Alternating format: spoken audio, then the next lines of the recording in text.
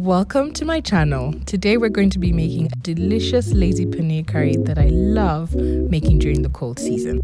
Just a few ingredients, this dish is guaranteed to become a weeknight staple.